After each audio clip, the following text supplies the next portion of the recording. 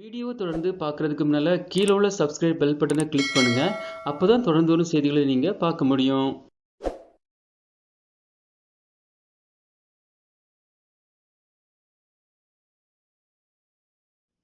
நாட்டில் வேலையில்லா திண்டாட்டம் அதிகரித்து வரும் அதே வேளையில் திறன் சார்ந்த துறைகளில் பணியாளர்களின் பற்றாக்குறை தொடர்ந்து நிலவி வருகிறது. இதனால் ஒருபுறம் வேலையில்லை என்று இளைஞர்கள் கூறிக்கொண்டாலும் மறுபுறம் வேலைக்கு ஆட்கள் தேவை என்று கூவி கூவி அழைக்கும் நிலைதான் இருக்கிறது. எனவே இளைஞர்களின் திறனை மேம்படுத்தி அவர்களுக்கு வேலைவாய்ப்பு அளிக்கும் சூப்பர் திட்டத்தை மத்திய அரசு பட்ஜெட்டில் அறிவித்துள்ளது.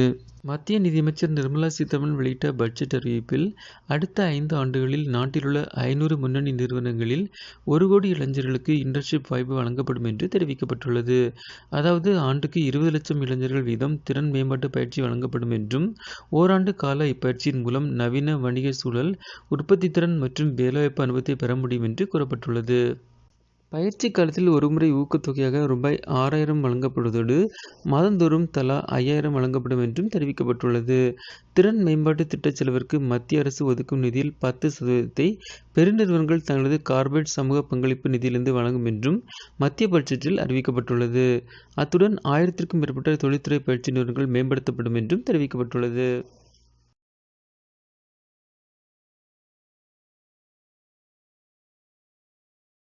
இந்த வீடியோ உங்களுக்கு பிடிச்சிருந்துச்சுன்னா லைக் பண்ணுங்க, சேனலை சப்ஸ்கிரைப் பண்ணுங்க. தேங்க்ஸ் ஃபார் வாட்சிங் ஆல் வியூவர்ஸ். தேங்க்யூ.